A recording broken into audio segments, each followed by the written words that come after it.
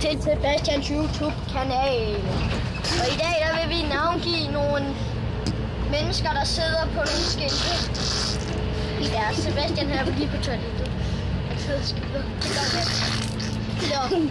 Men lige om lidt så finder vi en lygtepæl, hvor der står en hel masse mennesker. Ja, de er lidt klamme, de der mennesker, men det er sådan nogen, der bliver hængt op. Så.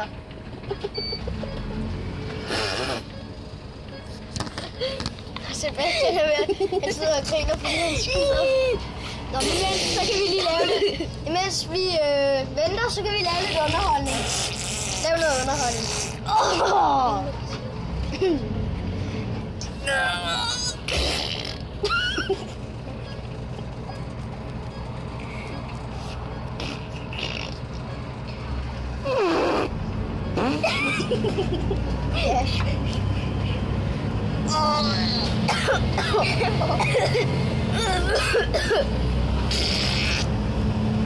Ja, det hedder Maxim på vores klasse, han skider altid i bukserne.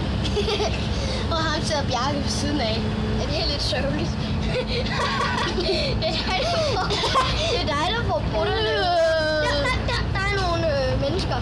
Mennesker. Der er Lars Løkke, som ikke er Lars Løkke. Han er grim. Som Bjarke også altid har været. Ja, det er lidt sørgeligt for Sebastian, fordi han sidder jo bag Maxim, og han skider hele tiden Sebastian i hovedet. Det er lidt sørgeligt. Ja, nå, men nogle der ser vi et busstopsted. Det hedder, hvad skal det hedde? Ja, hvad skal det hedde? Hvorfor spørger du mig? Fordi du er navngiver. Det skal hedde, Stopsted. Okay, det hedder stopsted. Så ser vi et træ der. Hvad hedder det? Det hedder, Ja, hvad hedder det? hvad hedder det? Hvorfor spørger du mig? Fordi det er altid dig, man skal spørge, når man ikke... Der er en postkat.